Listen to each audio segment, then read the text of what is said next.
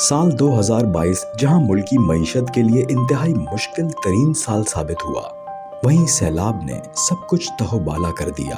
سب سے زیادہ سندھ متاثر ہوا۔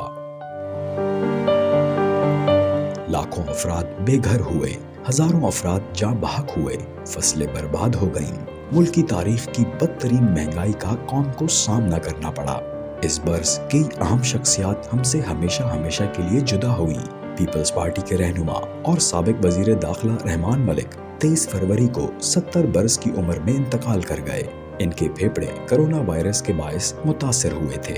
فلم اور ٹی وی کے سینئر اداکار مسعود اختر 5 مارچ کو کینسر کے باعث زندگی کی بازی ہار گئے۔ معروف سماجی اور فلاحی شخصیت محترمہ بلقیس عیدی کا 15 اپریل کو کراچی میں انتقال ہوا۔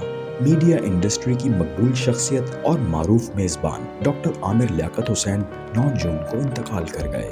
15 اگست کو بلبل پاکستان کہلانے والی معروف گلوکارہ نیرہ نور نے طویل علالت کے بعد اس دار فانی سے کوچ کیا۔ 8 ستمبر کو معروف سماجی شخصیت، سیاستدان اور ماہر تعلیم حنیر لاکھانی ڈینگی کے باعث انتقال کر گئے۔ 18 نومبر کو مفتی اعظم پاکستان مولانا رفیع عثمانی کا طویل علالت کے بعد وصال ہوا۔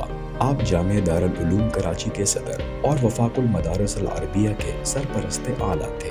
28 دسمبر کو معروف گلوکارہ بلقیس خانم کا انتقال ہوا۔ دعا ہے کہ نیا سال ملک و قوم کے لیے اچھا ثابت ہو۔ آمین۔